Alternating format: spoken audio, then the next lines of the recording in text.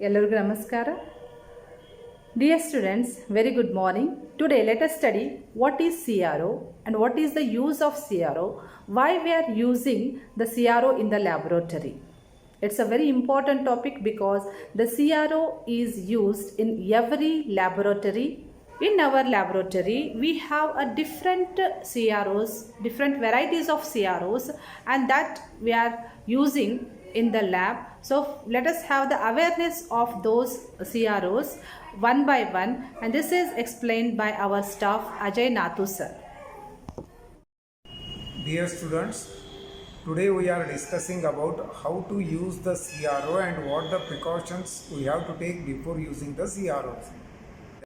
Students, this is the front panel of the CRO, and out of this one is display unit is there and one is connector unit is there. This is a dual trace oscilloscope. That means we can connect to the input to the circuit as well as the output to the circuit. We can see at both at a time we can see input as well as output of the circuit. This is the dual trace oscilloscope advantage. So once we should start the power button of the CRO, it is a front panel is there. So at that time we should press the power button, one indicator light will come and two traces will be shown displayed on the display unit. So this is again two knobs are there, one is intensity and another one is focus. So we should not increase the intensity, otherwise we are destroying the CRO. If we unnecessarily increase the intensity, it should be keep at the middle, and the focus is also at the middle of the knob. So one is acts as channel 1, another one is acts as channel 2. Here modes are there, mode button is there. So in that mode button they are clearly given channel 1. That means this acts as a single trace oscilloscope. It can't act as a dual trace oscilloscope. Channel 1 means we can operate over here, channel 1. So if we have channel 2, if we press this, so only channel 2 will work. So if it should act as a dual trace, the next button we should press, that is dual. That means two traces will be available. One is channel 1 and another one is channel 2. If we press only channel 1, one channel, channel 2, only one channel, dual means two traces like this will be available. This is very much important. So first of all, power button, intensity minimum, focus is also at the minimum level we should keep. This is the precaution we should take, and we should take dual trace oscilloscope. So now we can see the volt division. So for channel 1 also and channel 2 also, and the time division for both the channels. So the volt division means, so the amplitude, that means the height of the signal we can adjust through the volt division, and the width of the signal we can adjust at the time division of the CRO. And one is position button is there. So this, if we vary this one, you see here at LHS and RHS side we can use the signals like this. So if we want to see if we want to see move the signals from one place to the another, we should use the position button like this. And another position button, this is horizontal position button, one is vertical position button is there. We can see one channel 1 can be moved up and down, and channel 2 also can be moved up and down. So these two position buttons, and this position button is a common for channel 1 and channel 2. This is only channel 1 vertical, channel 2 vertical position button. And this another knob is there. It should be kept at the maximum level for both the arms. It should be kept at the maximum level for both, and position at the center we should adjust so that we can see both the traces of the CRO. It acts as a dual trace CRO. So the sweep variation is there. It should be kept at the minimum level of the CRO. This is, and the level button is there. So the level means if the signal is moving unnecessary, if it is not holding properly, we can slowly increase or decrease the level. and this trigger is there, mode button and the source button is there. So channel 2 we have to keep and TV V we should keep. These are the precautions we should keep before using the CRO. Now what I will do is I will connect the function generator is there just beside the CRO, and I will connect this to the through the BNC connector channel 1 of the CRO. So what happens in the function generator, sine wave is there, so the sine functions will be seen on the CRO like this. So this is channel 1. So the same channel we can see at this side also. So this is the channel 2 of the CRO. Both we are getting sine wave because we are giving the signal as a sine. So this is channel 1 sine wave and this is channel 2 sine wave. So here I am giving two signals out of two separate function generator. One is for channel 1 and another one is for channel 2, so that it can be easier for you to understand. First channel I kept it as a square wave through this function generator, and second one I kept for sine wave through this function generator. So both the signals can be seen like this. One is square and another one is sine. So that we can see at a time input and output. At a time we can see this through the dual trace oscilloscope. So if I vary the frequency as well as the amplitude, and the height and the width of the channel 1 will going to change, you can just observe the channel 1. See here the width is changing if I vary the frequency button of the signal generator. So if I vary the amplitude button, you see here the height is changing. So this is the height and this is the width. I already told you how to use the function generator. Only these two buttons should be operated.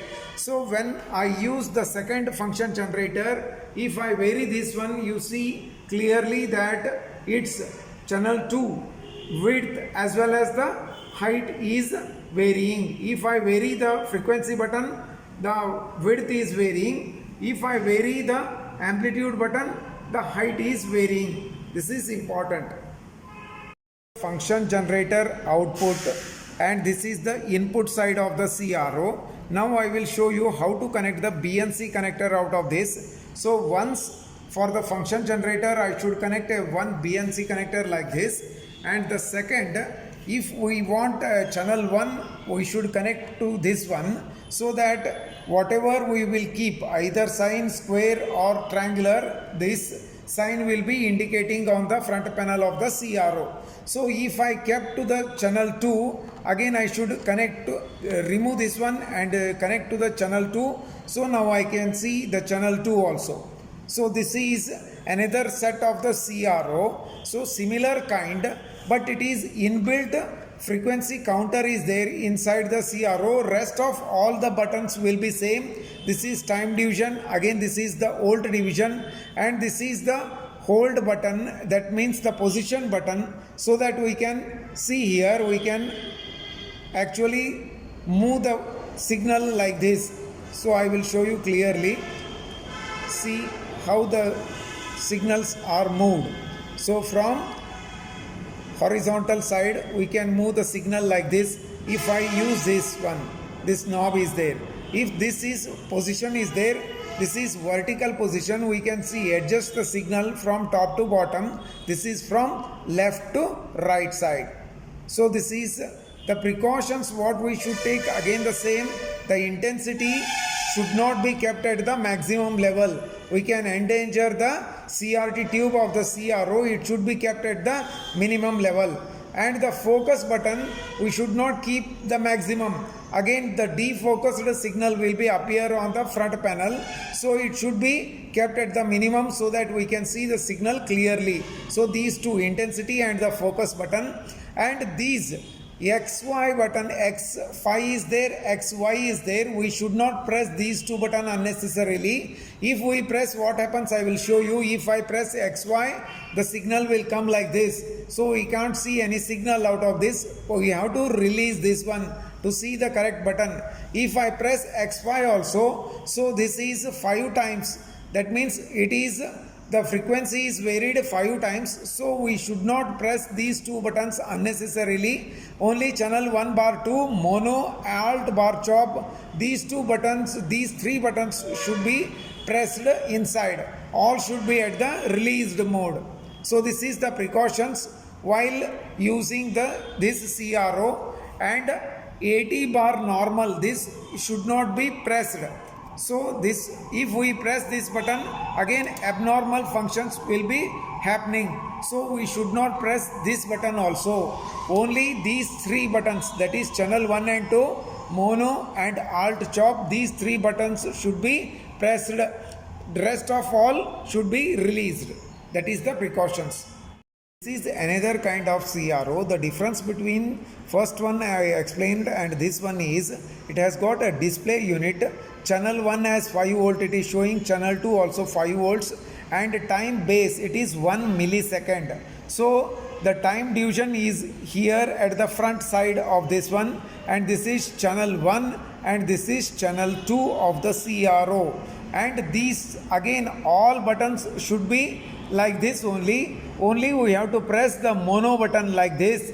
So if I press into 10 or XY, so the signal will be like this. So at any instant we should not use these two buttons. If I press X10, so the signal will be 10 times multiplied. So this should be released, and XY means the signal is coming like this. So all the buttons should be released except the mono button. So if I release this also, this becomes a single trace oscilloscope. If it acts as a dual trace oscilloscope, I have to use a mono. That means mono bar dual button is there. So if I press inside, it becomes a dual channel. If I release this one, this becomes a mono. That is a single trace oscilloscope.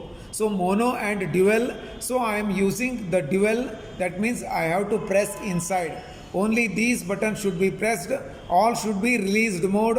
And the difference is here we can see the digital display. So we can change the amplitude and frequency by seeing this one. You see here 5 volts. If I vary this one, it becomes 2 volts. So what happens to the signal? You just see. So this is 2 volts and this is 5 volts. Again for the same, so I am showing to you for this one also. This is 5 volts and again this is for 10 volts and this is for 2 volts. So the same thing will happen. This is a digital display unit, and the time division or time base will also change. 1 millisecond, this is 2 millisecond, so 0.5 millisecond we can see digitally. In the another CRO we have to adjust manually. Here we can see at the display, we can see only these buttons should be pressed. All should be at the released mode, and down again 2 buttons are there. One is AC and DC. Again we should see that the released is AC, the pressed is DC. Usually we are using the DC buttons, and the ground should not be pressed. So we have to release. If I press the ground button, so we can see the straight line. You see here, straight line will come if I press the ground button. So it should be released mode. So these two ground buttons should be released mode, and these two should be pressed mode plus the mono button. This is the precaution and how to use this type of CRO.